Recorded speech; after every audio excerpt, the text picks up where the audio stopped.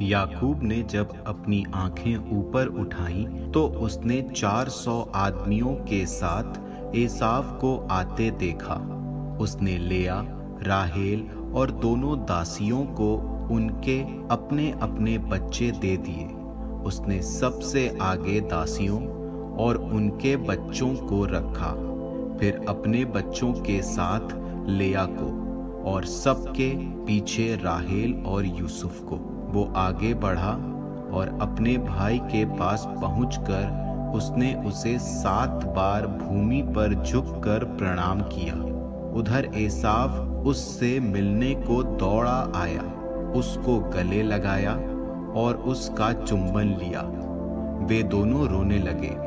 उसने अपनी आंखें उठाकर जब बच्चों के साथ स्त्रियों को देखा तो पूछा, ये जो तुम्हारे साथ हैं कौन हैं? उसने उत्तर दिया, ये वे बच्चे हैं जिनको ईश्वर ने आपके दास को दिया है। फिर अपने अपने बच्चों को लेकर दासियां पास आईं और उन्होंने उसे प्रणाम किया। उसी प्रकार लेया भी अपने बच्चों को लेकर पास आई और प्रणाम किया। अंत में यूसुफ और राहेल ने पास आकर प्रणाम किया। तब एसाव ने पूछा, जो झुंड मुझे रास्ते में मिले उनसे तुम्हारा क्या अभिप्राय है? याकूब ने उत्तर दिया, वे मेरे स्वामी की कृपा प्राप्त करने के लिए थे। एसाव ने कहा, भाई मेरे पास तो बहुत कुछ है, जो तुम्हारा है उसे तुम अपने पास ही रखो। याकूब ने कहा, नहीं, मैं आपसे प्रार्थना करता हूं कि यदि मुझ पर आपकी कृपा दृष्टि है तो आपको मेरी इस भेंट को स्वीकार कर लेना चाहिए।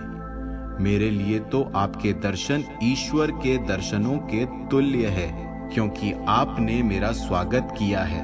मैं फिर आपसे प्रार्थना करता हूँ कि जो उपहार मैं आपके लिए लाया आप उसे स्वीकार कीजिए, क्योंकि ईश्वर ने मुझ पर बड़ी कृपा की है और मेरे पास बहुत है।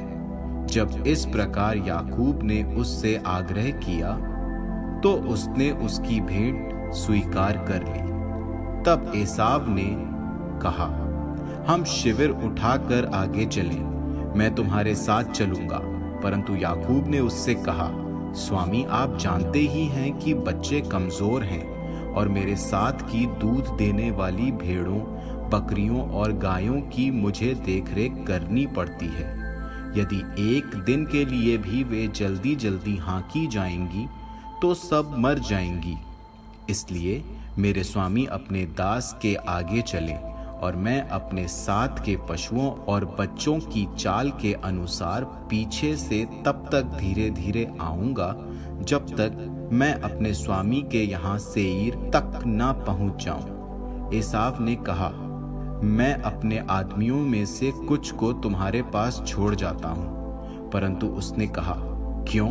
मुझे अपने स्वामी की कृपा दृष्टि प्राप्त है, ये बहुत है। इसलिए एसाव उसी दिन सेईर लौट गया। याकूब सुक्कोत की ओर चला गया। वहां उसने अपने लिए एक घर बनाया और पशुओं के लिए पशुशालाएं बनाई। इसलिए उस स्थान का नाम सुक्कोत पड़ गया। पद्दन आराम से लौटकर याकूब कनान देश के सिखेम नामक नगर में सुरक्षित पहुंच गया और नगर के पास अपना तंबू खड़ा किया।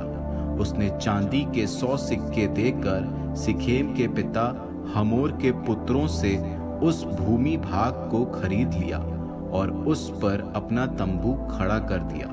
वहीं उसने एक वेदी भी बनाई और उसका नाम इज़राइल का महान ईश्वर रखा।